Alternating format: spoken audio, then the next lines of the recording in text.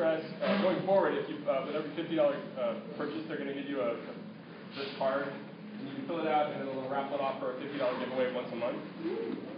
And they've just given us these to us for free this month. So if you want to fill them out, there's an acrylic box out on the where all the cards are out front. So if you fill it out, the $250 gift card actually. Sorry, my wrong.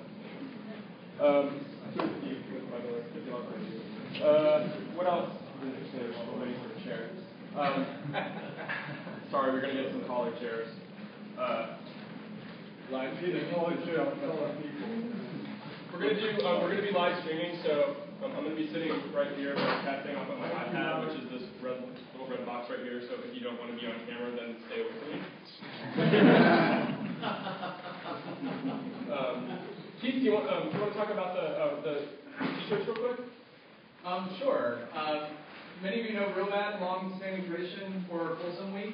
This year, Dungeon Beds has been so kind to produce a one-of-a-kind design for Real Bad. It's for sale downstairs at $25 or on the DungeonBed.com site. All the money goes to the beneficiaries this year. So $25 gets your unique design. I think the motto is be bad and do good at the same time. So be bad and do good, $25, all the money goes to the beneficiaries this year. And thank you, Keith Altmeyer and Mr. S. They donated the space as always, and we love them, so go spend all of your money downstairs. Oh, hi, I'm Eric. I'm the chairman for this discussion group. For those of you that don't know me, welcome. Welcome to town. I'm Patrick Mulcahy, our program director. And so let's see, we're broadcasting live, so stay away from my iPad. David Ortman is providing the chairs that you're sitting on right now. David Ortman is a therapist in our community. There's cards for him out in the out on the table outside. If you're looking for that sort of help, definitely check him out. You got beverages and snacks, which you've seen. What else? Turn off your phones, please.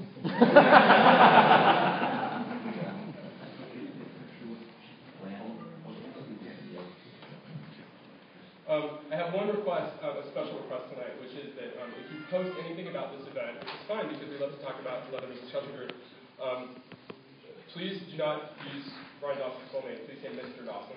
We're trying to sort of keep his profile a little bit lower on the Googles. So yeah, that's just my one special request for that. If you're not on Facebook, come find me during the break or find me after, because our Facebook group is very active. That's where we're doing everything these days. Turn off your cell phones. And Patrick Mulcahy, please take it away.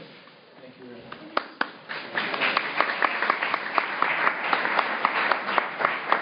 Thank you all for being here, coming out on a Tuesday night. We're excited about our programs this week.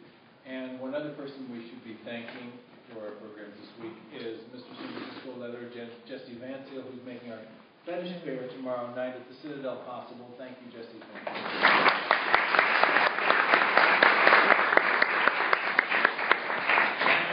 Sharing that event is Graylin Thornton in the back, so if you don't like anything about it, tell me.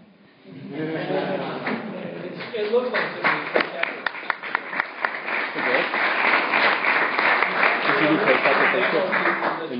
Today, and it's amazing. Great job, Janet. Thank you. And we thank David, our video guy in the back, and Chad, and all of our volunteers tonight. I don't know who else was involved, but thank you. I think one was Chris, probably. And Steve, were you setting up chairs or whatever? And we thank all of our people. And you, thanks. Yes. So thank you to Boyd Chad, my fellow volunteer coordinator. Thank you also to Eric and Robert and Derek for their help, and Eric C. and Drew as well, and Chad, wherever you are, as well, right here. So thank you very much for all your help. It's always up every month. You know, it doesn't. It seems like not a big thing.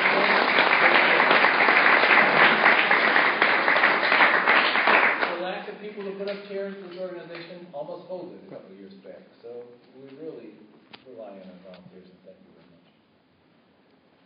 I'm really excited tonight to have Ryan Dawson with us, and I guess I will introduce him by giving you my idol worship history of Brian. Ooh. Yeah. Well, when I was a boy, not that old. If you wanted porn, if you wanted fetish porn, if you wanted bondage and chains and tit torture and all of that, the game was Zeus Studios. And I remember Brian from Zeus Studios days because there was nobody like him.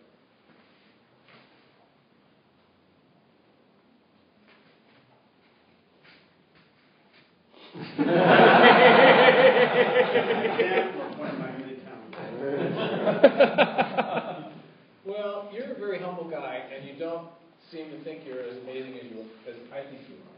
And it wasn't just that I lusted after you at that time. It was that, you know, in porn, you see men touch each other, and there's always kind of a, like, aggressiveness or fear in the touch. And the way you touched those guys in video, I don't know how it felt to you, but it looked different from anything else. It was as respectful and as fearless as if you were touching yourself. And those guys never looked tortured. They looked like they really wanted to make you happy. And that, it was a very special thing. And then to have you, like, not just be a porn star, but enter into the real leather world as Mr. Drummer 1988, 9? And IML first runner-up 88. And then I took my slave, Patrick, to an event that Brian was a big part of for many years, the Orange County Leather, is that what it's called? Orange Coast Leather Assembly. Orange Coast Leather Assembly sampler that used to be held every fall. And when Patrick and I went, I saw that Brian was there, and I was like really excited to meet him, of course. And so the things he was doing were piercing and something else. I can't remember. We changed it out. Yeah, and there were both things that I had experience in both of them, but I didn't care. I wanted to go see how Brian Dawson did piercing. And Patrick and I went in and spent an hour with Brian Dawson that really kind of changed my life is a little overdramatic, changed my attitude. Because when you see when most teaching happens in classroom situations, particularly with something like piercing, it gets all very clinical. You have your disinfectants, you have your rubber gloves, and you kind of forget why you're fucking doing it in the first place. And Brian doesn't forget that. It was not a clinical presentation. He touched Patrick in a way that would have made me nervous. Who had been anybody else. He slipped the needles in without a glove, heresy, and then when the blood came out, he ran his finger across it and went like that. And I was so struck by how hot this guy was and how unconsciously together he was. And that's why he's here tonight, because I couldn't stand not having him. And Race, you remember when I got his phone number from you, I was like too nervous to call him for months. So you're here. Welcome. Yeah.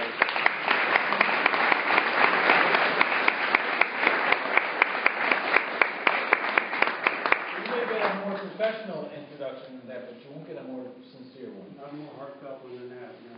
Thank you very much. So tell us, and I know it might involve our friend Race, how you first ended up coming to leather. I'll give you the short version. Oh, no, you don't have to do that. I was married in a conventional relationship for 17 years. To a woman? To a woman. That's what conventional means.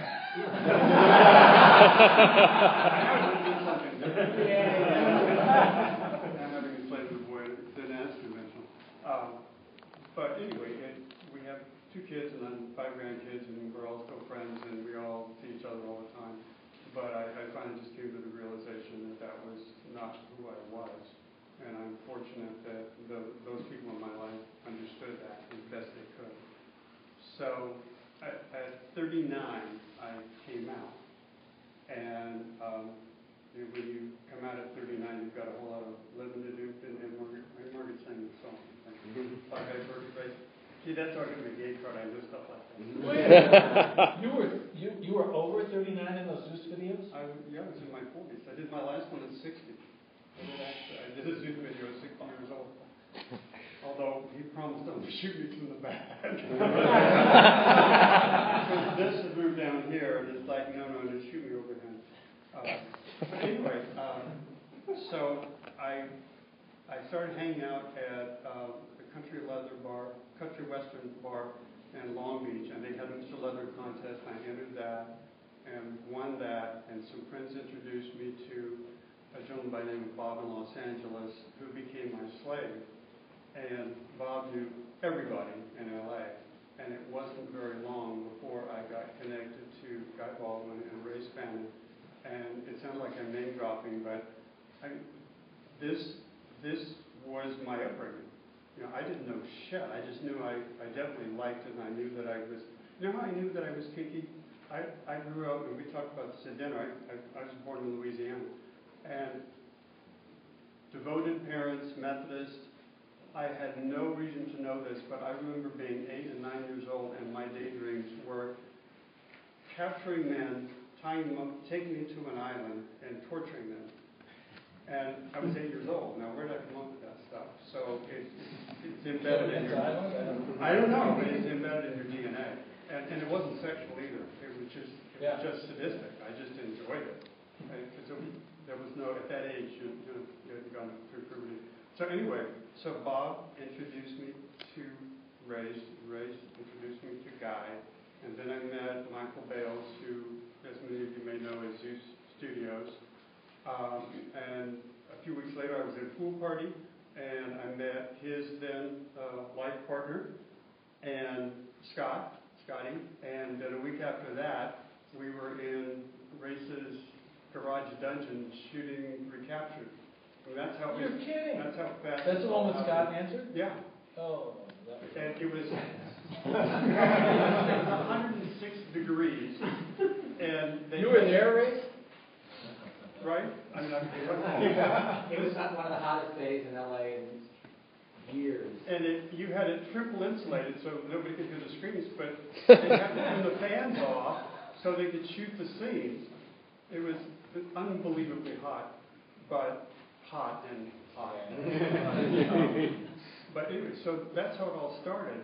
But I was so fortunate, and I will always be thankful, that I got dumped into that. I mean, how many people, come out as a gay man, decide they're a gay leather man, and that they're kinky, and then boom, boom, boom, boom, in a matter of months, In a matter of months, literally?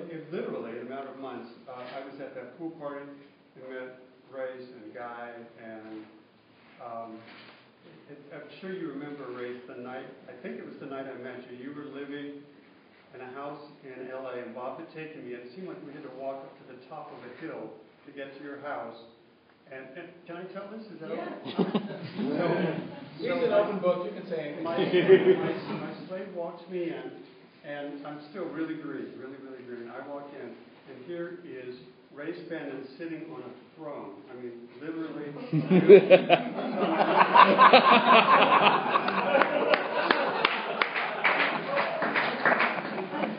It hasn't changed.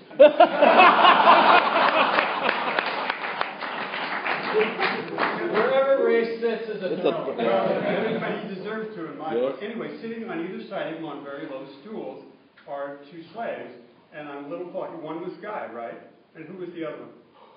West. Was West? West Lagos. Okay. And so I walked into that, and I went, oh, fuck, I'm home. This is it. I want to be Race. I want to do that. And so that's how it all started. But Race taught me almost everything I know, and what he didn't teach me, Guy did. Guy taught me single tail. So I feel like a chapter out of Leatherbow. I mean, I had to watch. I had to learn to do it. I had to do it.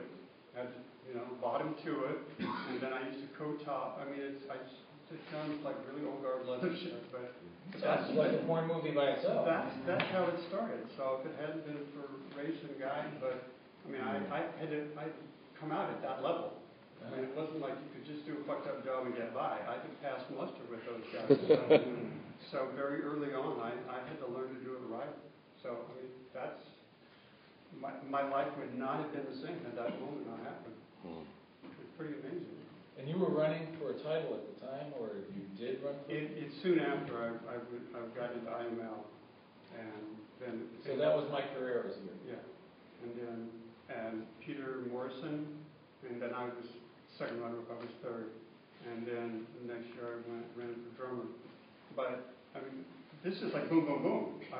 Because I was 41 or 42 when I won drummer, and I came out when I was 39. So I was still really, really wet behind the ears, and luckily I learned enough for them that I didn't really fuck anything up, because instantly you're like showing up for demos and stuff, and they think that you know what you're doing. And I kind of knew what I was doing, and I had the good sense not to get off the script very far. Stick with the script. How was your drummer year? Did you like being a title? Oh yeah. I mean, I barely contain my ego, so yeah, it wasn't. I mean that in a humble sort of way, but you don't. I mean, it does make sense. You can't do that if you aren't really comfortable in your own skin. And even though I was green, I was confident that I could do it. So, because I got on a plane and went off to Australia, and we went up to Canberra, and which, by the way, is really, really cold in the winter, because it was our summer, it was their winter, and we were in a sheep barn, and it was so fucking cold, and I was one of the MCs of the event, but I mean, that's just how fast all that happened.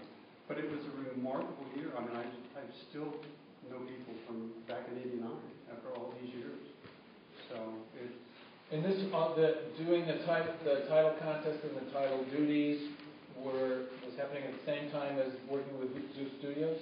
Zoo Studios kind of began there. I did about a video a year, so it wasn't like it was constantly there. Not every month. No. But it worked out nice because I bought about one a year. Michael, I'm sure thanks you for that. But the thing that was interesting is that I never claimed to be a model. There we go, I decided model release, and I always thought, this is kind of weird because I don't even know what that means. But I just liked doing things to guys. And Michael said, as long as you don't mind me letting the camera run while you do that, and I'm cool with that. So I used to get these incredibly, when you've seen the videos, these incredibly beautiful men who actually liked it. I mean, they didn't just put up with it on the camera. They really liked what was happening to them. And Michael said, you should be paying me for this.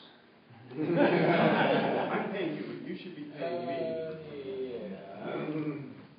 Incredible experience. So, yeah, so it all was... So it was not scripted? It was, you would set what you wanted to do? It was never scripted. We walked on the set, Michael and I would walk around and we kind of decide. And I also learned what bottoming was about when I worked with Michael, because he would say, Brian, you will now do this, and I would just say, yes, sir. I tried a couple times going, well, Michael, what if we went, and he goes, I'm not interested in your ideas, just go do this. Like, yes, sir, got it. But Michael was a genius. I mean, if you saw the Steel Dungeon, that was the one where you were in the huge guys with the cranes warehouse, and they were, oh shit, that was great. There were 3 guys hanging upside down on the hooks. Yeah, with the crane going across the room. We had never been on site. That is a real steel mill, and that was my boy's dad's steel mill, who was on site while that was all being filmed. That was kind of interesting. In another room, but still, I mean, he knew why we were there. We showed up at 6 o'clock on a Sunday morning. But Michael had no idea what was going on. So all those boys that were hoisted and flying across, and everything that happened there just came out of his head while we were there. Michael Bales must really be a genius, because I would never think that one top, three bottoms was going to make a fun situation. For me, it was. Yeah. Just like, sort of complain. But it was all shot real time, because you know those guys were in a really uncomfortable position. So once we figured out how the mechanism worked, and I ran it back and forth a couple times without the guys on it, it was just like one take. Guys, it's going to be uncomfortable. Hang on. He's got to run you to the other end and get you down. And we just did it. I didn't think that looked like it could be faked.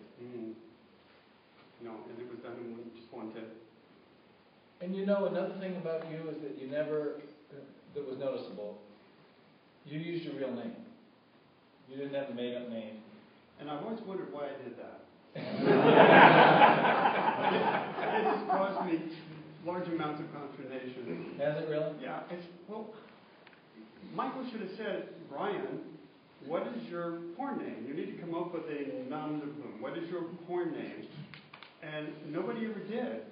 So it's my real name. So I just hope the stars don't ever completely align that, my professional clients. You'd have to kind of Google Brian Dawson plus leather or Brian Dawson plus Zeus. But if you just Google Brian Dawson, there's a million. So there's a lot of yeah. But yeah, I think it was that's really not true about Patrick Mulcahy's, though. Thank you for showing up now. So how did it? You did become a model at one point, though, right? Well, in what sense? Well, in the Playgirl sense, for example. Yeah, but that was years before. That was way before? 78. Were you still married? Yeah. Oh. How did that come about? How did that come about? Through a friend of a friend, a photographer said, would you mind doing some test shoots for Playgirl? And my wife said, I don't like the idea. And I said, oh, come on, let me do it. And she said, I don't like the idea. And I did it anyway. And so they took the test shoots, and they took me, they didn't take the photographer. And so they linked me up to a female photographer, damn it. It was no problem getting hard for the guy, obviously, but when they gave me a female photographer, there was a little bit more effort to get the full shots. Because I didn't ever want a full erection. You always had to just be sort of plump, but not fully erect. And they were afraid to go too far. Right. So anyway, she was okay with it. But the most bizarre thing is my mother-in-law thought it was the coolest thing ever. And for a year after, she had a copy of Playgirl magazine. Well, look in her purse. That's my son-in-law.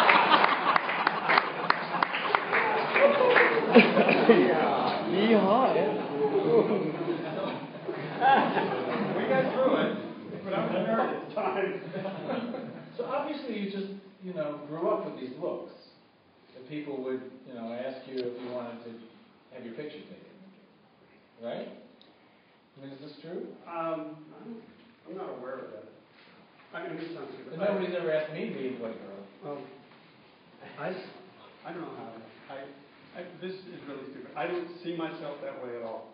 I mean, I still work out and I want to be in good shape, but the rest of it I don't see. I'm glad somebody else does. But, so what would you say have been the changes that you've seen? I mean, you came in, you were talking about the late 80s, right? So there was a whole wave of people that were going, right? right. And that was hard too, because, the reason I'm alive today, I'm sure, is because I was married. Because I would have been a horn dog, and nobody knew back then, and I know I wouldn't be here today. So, there really is somebody that kind of looked out for me and saw me through that. Because, I came out and I found the love of the community, and they all started dying on me. I mean, it's like, I just got here and you guys are dying. So, yeah, it was a really, really rough time. Well, I came up to San Francisco with my slave, and, we saw somebody pass, and I wasn't ready for that. That wasn't a part of any history that I'd had. So I really had to figure that out. I'd never watched anybody die before, and that was It was tough. It was really tough. You had to grow up fast with that. Yeah, and I'm not saying anything you guys don't know because you all lived through it. For many of you did, but I hadn't. But your entry point makes a difference. I mean, like you, well, in a similar method, in a similar way that you did, I came to San Francisco in like 1984 when it was already hard. Yeah. I didn't come here in the 70s. I wasn't here during the heyday of leather in San Francisco. So what I got to see of the leather scene was a different thing than I would have seen 10 years before, and the same was true for you. Right. So how did you find your feet? Yeah, I mean, Race and Guy showed you how to use whips and toys and whatever, but at a certain point you need to have your own stuff. We developed, luckily, a very, very close-knit set of friends. And we hung together, and David Morrill, do you remember David Morrill, Race? Mm-hmm. He was mama. I mean, he was our mom. And he kept everybody organized. And we get together and, barbecues and events, and that was back when you didn't have to stay seated in your seatbelt fastened on the plane. And we'd fly to IML, and we'd have like 20 people on the plane, and we would just stand up in the back of the plane all the way to Chicago. So we had this really wonderful, close-knit set of friends, and we just looked out for each other. So again, much the way that you would imagine a leather family would. I didn't know that's what it was, but that's what it was. And it was hierarchical, and we get together, and it was amazing. So that's where I found the grounding to all of this. And you had among these relationships, it sounds like you had a master-slave relationship at one point with this guy, Bob. Yes, I came into it. It's like, again, he found you? He found me. He found me. Don't you love it when they do that? Yeah, we do. We do. And we made it for a couple of years, and then I met Jeff, and Jeff was my boy, and so I went, this is going to be great. We're going to have a leather family. I'm going to have a slave and a boy, and it was my great idea, but not necessarily theirs. So one day on my front door was a box of photographs and his collar from Bob, going, I can't deal with this. I'm not in a polyamorous relationship. I want to be your slave, but I don't want to be in this relationship with your boy. So he ended it. And then Jeff and I went on for another 17 years after that. And we had a real daddy-boy kind of relationship, which is probably more comfortable and probably more of a daddy than a master. That's kind of a natural place that you go in your relationships.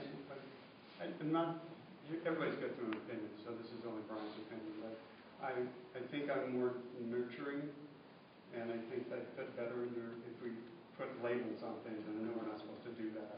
I fit better under a daddy label than a master label. What about the master label didn't fit really? I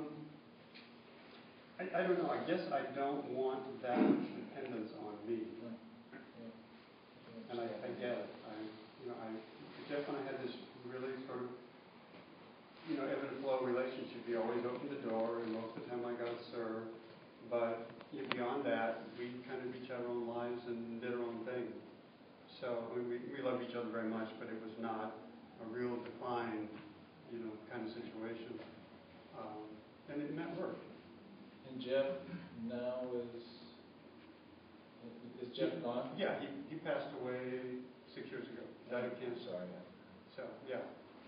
And we would have made it all the way through. I mean, we were definitely committed to making it through. So, yeah, so that was tough.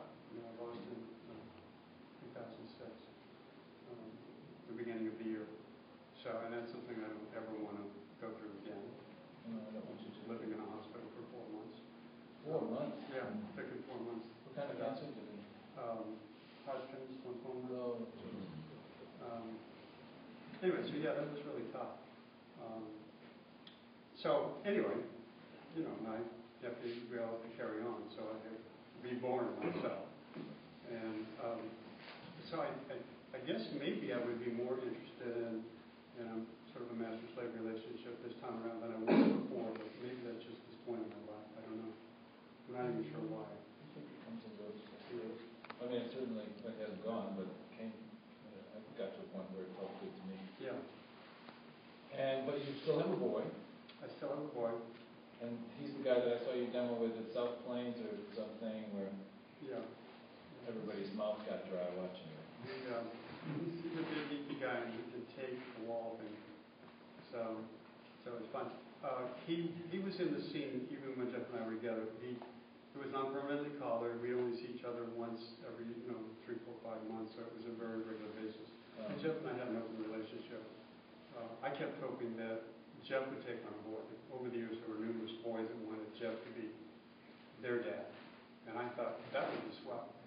As long as you take care of me too, then I'm completely okay. There were some few boys who went after him. I don't know if any of you ever knew Jeff, but he was a looker. I mean, I don't care. Every, lesbians loved him, dogs loved him.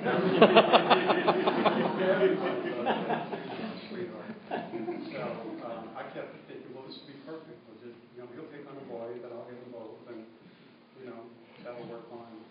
So anyway, so John was collared permanently 4 years ago at Christmas, and now that I have the ability, I see him much more often. He still lives about 50 miles away, but he's great fun to play with. I'm clear that I'm a sadist. I like to hurt people, but in a nice way. So how do you like to hurt people? What kinds of, we all gravitate to certain kinds of play rather than others. What's the thing for you? Well, it's interesting.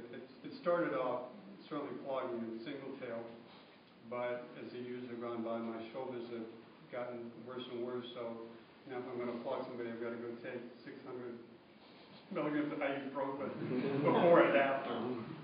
But I've decided it's worth it rather than give that up. You have to compromise in life, so a couple of drugs, but along the way I found, and I still love impact play, and so that's great. But all this stuff. I love tip torture, and I love CBT is just the best fun.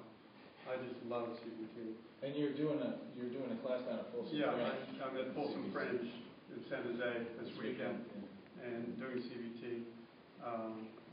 I've done CBT classes for a long, long time. It's interesting. There's a female dom male submissive group in Los Angeles, and I can't remember their name, but I keep saying Mavericks, but it's not. It's Mustangs. It's Monarchs. No. Monarchs. It is Monarchs. Is it? Okay. Anyway, I got invited. They meet on Friday night at LAPSA, whatever Anyway, they meet on Friday night. So a friend of mine runs the group. She's straight, but she's certainly gay friendly. And she said, "Would you please come up with your boy and do CBT on Friday night?" And are you sure that's a good thing? Because you've got a bunch of straight female doms and straight male submissives. Oh, I thought you were talking about the male doms and female submissives. No. So I don't know this group. Yeah, and I think it's an acronym. It's an acronym. But anyway, so I showed up, brought all my shit and all my ball weights, and it's 100 pounds worth of crap you drag, and you get it all set out, and it was like I was. And I shouldn't be doing this, right? You're not going to tell anybody I said this. But it was like talking to a wall. I'm doing my best stuff, and he's down there screaming and crying, and they're all going. I could not make it work. I have never felt so insignificant in my life. I don't know what I did wrong, but I could not connect with those women, and I said, okay. Let's get the boys naked and we'll do some hands-on. And I cut up this wonderful rope that's perfect for tying up balls. It's like parachute rope, but it's not round. It's sort of oval shaped, and it's very soft and it won't pinch. It's incredible stuff. So I had made everybody in 30-inch, lovely going away gift and everything. None of them would make their stuff strip down. They all just sat there, held a little piece of string in their hand. I don't get it. So, anyway, that's the anomaly. Most of the time, the classes go really, really well. Yeah. But, the thing that for some reason, Jeff was not into fisting. And I simply had never been exposed to it. And so it's only been, I had fisted guys off and on over the years. But a guy that I know in LA that he's been my demo bottom for almost everything we've done. He's such a nice guy. And he, temporary piercing, single, whatever, he'll jump in and he'll do it with me. Anyway, he and I started talking about fisting, and I went, yeah, I don't get it. And he said, you just don't know that you don't get it. So he and his partner are big-time fisters. So they came down, and I just forgot. Jeanette Hartwood. Does anybody know Jeanette Hartwood? Does anybody have one of her floggers? Okay, here's the real hard question. Does anybody have one of her slings? Raise your hand. Jeanette Hartwood's an architect, and she made arguably some of the world's best floggers.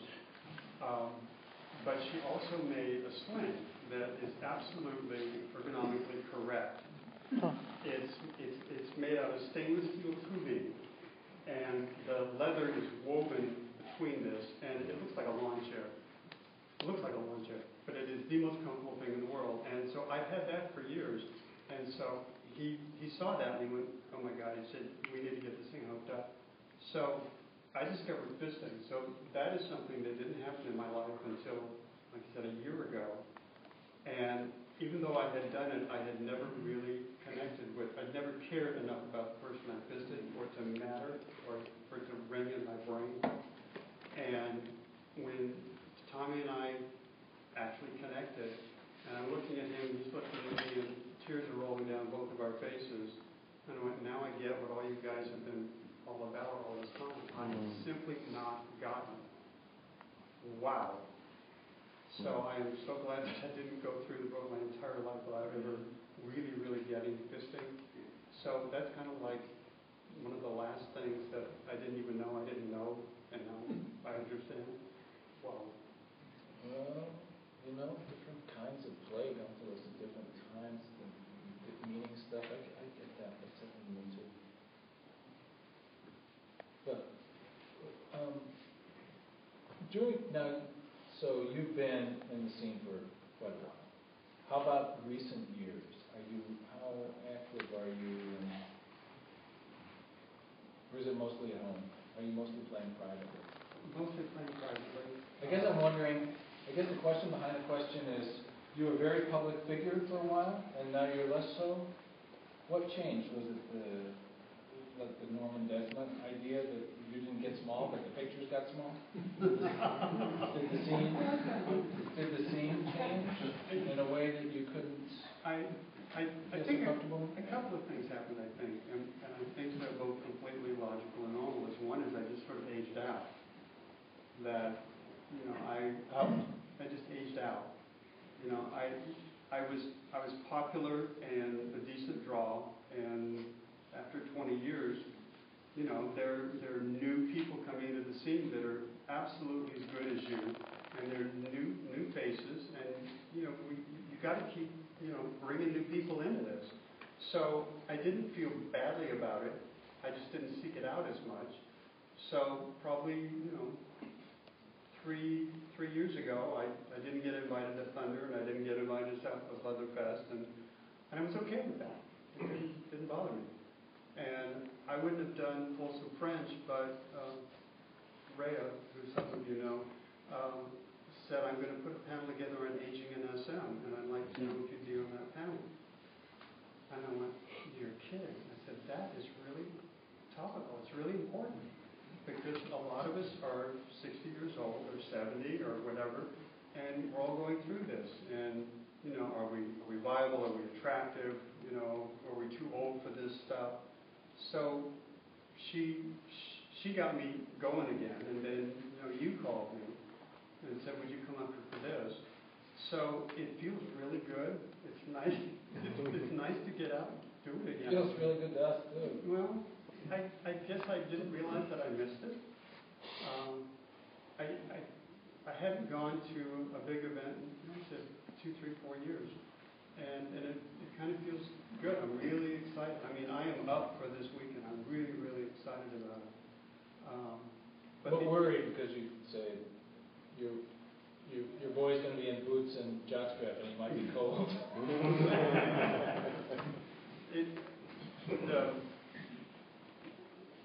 Michael Bale's Daddy Zeus.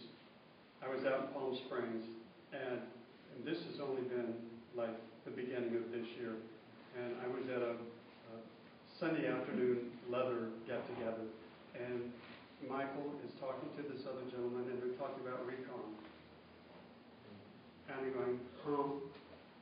Okay, and I'm sorry, your boy's going, you know, you didn't know about that. Well, I didn't. I mean, I've heard about recon, but, and he says, Brian, if you don't have a profile on recon, you're fucking nuts.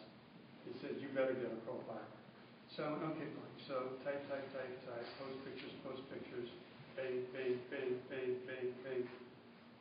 And now I could play every single night if I wanted to. So what happened? So that aged out, huh?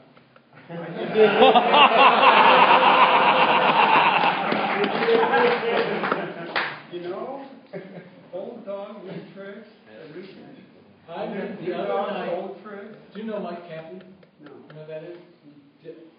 There are some people here who don't. The other night, I met this guy, Mike Cappy, at the Center for Sex and Culture. He created the leather David, you know, the David statue with the mirror cap and the leather jacket and stuff for Phoebe's back in the day. He's in his late 70s. He's thinking about joining the 15 Association.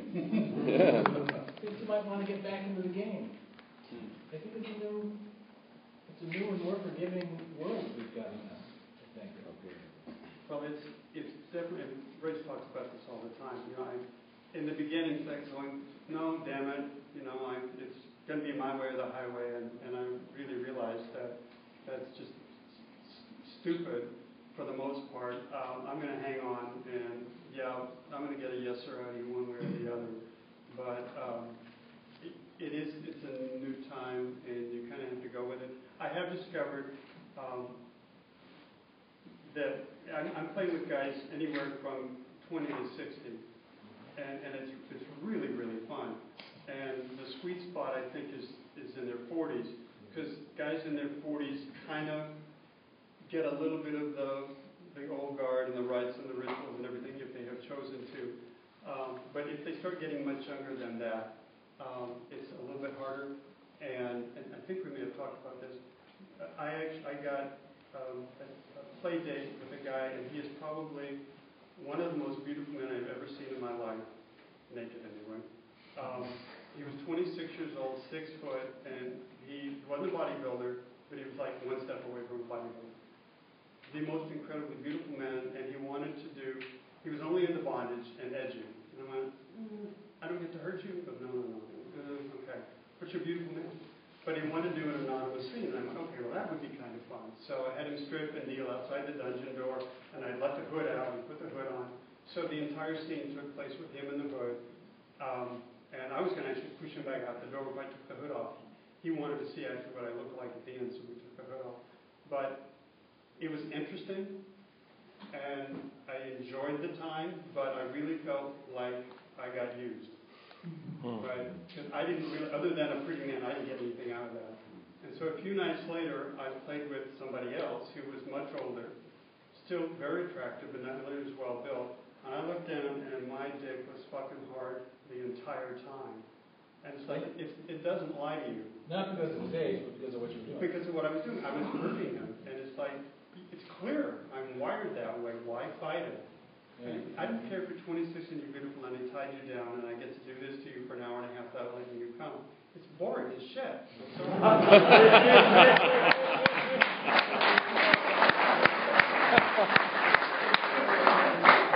For me, it is.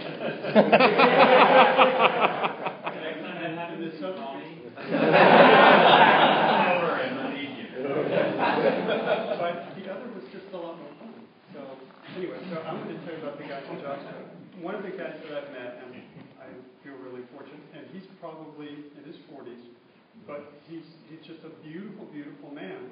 And he's discovered that he's got sort of pup tendencies that he didn't know he had. And so we have really, A lot of that going around.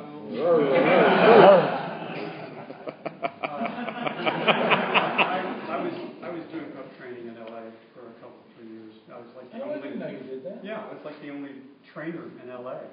And so, yeah, I gave a bunch of classes and I went across the United States doing, it's so funny. I keep getting off track. I forget where I was, but You don't have to be on track.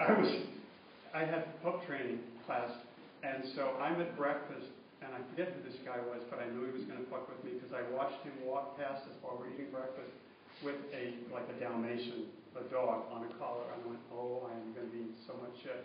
And sure enough, he walks in and sits down with his dog, and it was just a fuck you, but it's like, I thought this was a dog training class.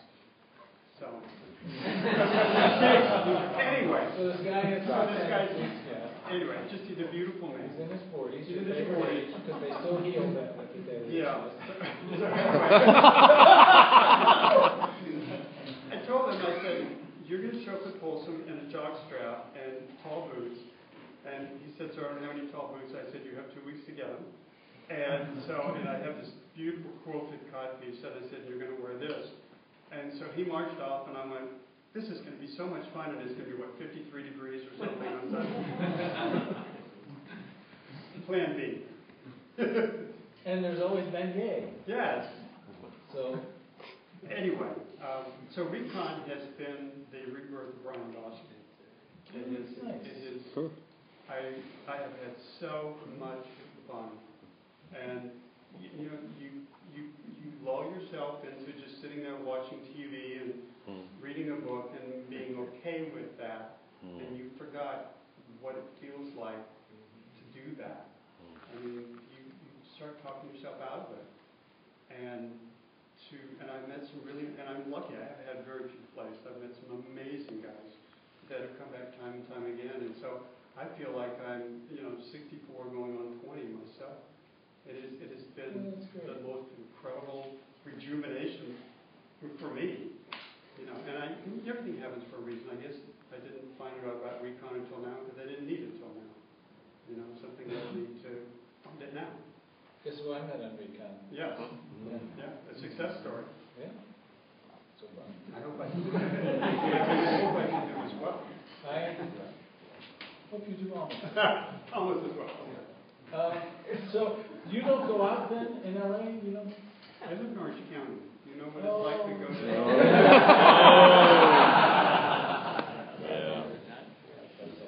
I mean, let's think about this. I can go on Recon and the guy goes, I can't wait to get on my knees before you, sir, and suck your dick. And he comes to my house, and all I have to do is walk from my house into the dungeon, which is outside of the back of my garage.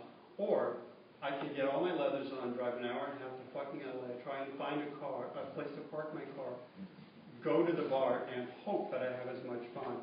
And then it's 2 in the morning, and I haven't, and I have to drive home again. Does somebody want to tell Brian about Grindr?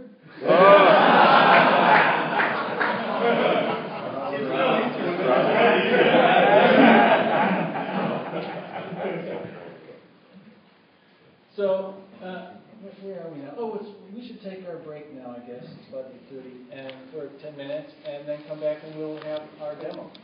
Thank you.